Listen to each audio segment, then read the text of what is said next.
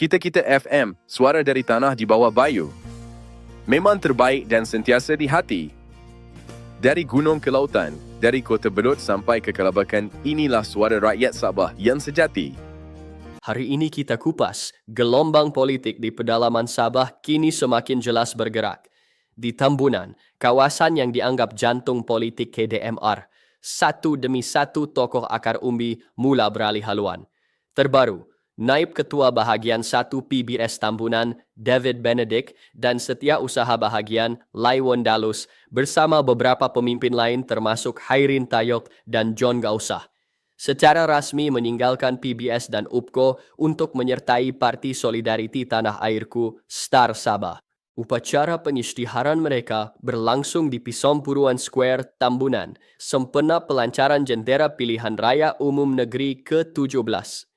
Walaupun nampak seperti peristiwa biasa dalam kitaran politik Sabah, namun bagi ramai pemerhati, tindakan ini adalah petanda jelas bahawa sokongan KDMR di pedalaman mula beralih daripada PBS kepada STAR, parti yang kini semakin kuat menapak di kawasan yang pernah menjadi kubu Pairin Kitingan dahulu. Dalam ucapan mereka, kumpulan bekas pemimpin PBS ini menegaskan keputusan meninggalkan parti lama bukan kerana mahu menjadi calon, tetapi kerana keyakinan terhadap perjuangan Dr. Jeffrey Kitingan yang dianggap konsisten memperjuangkan hak Sabah di bawah MA 63.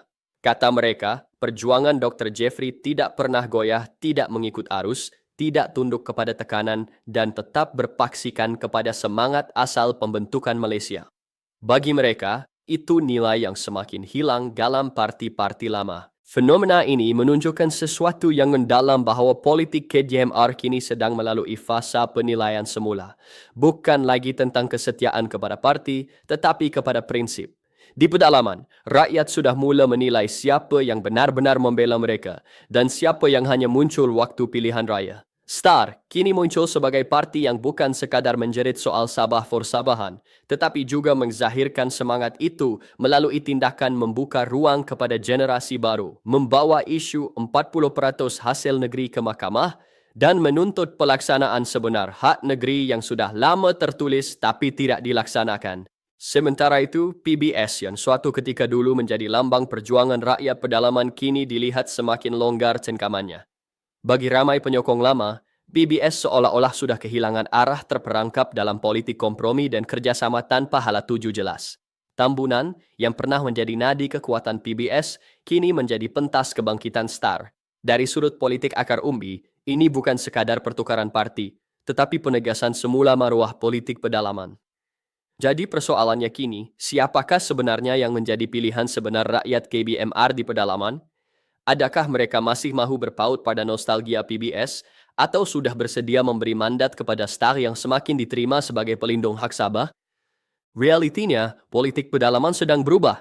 Dari lembah Tambunan hingga ke perbukitan Keningau, semangat mahu melihat Sabah berdiri di atas kaki sendiri semakin membara. Dan bagi ramai, STAR kini bukan lagi parti kecil atau pembangkang pedalaman, tetapi simbol keyakinan baru rakyat Sabah terhadap perjuangan hak negeri. Yang pasti, Tambunan sekali lagi akan menjadi gelanggang penentu hala tuju politik KDMR. Kalau dulu nama Pairin menjadi lambang kebangkitan, kini nama Jeffrey Kitingan pula menjadi bayangan baharu semangat itu tapi dengan arah yang lebih berani, lebih terbuka dan lebih Sabah. Itu dia ulasan dari Kita-Kita FM, suara dari hati rakyat Sabah. Jangan lupa kita bukan sekadar mendengar, kita menganalisis, menilai dan bertindak. Jangan lupa like, komen, share dan subscribe. Terima kasih.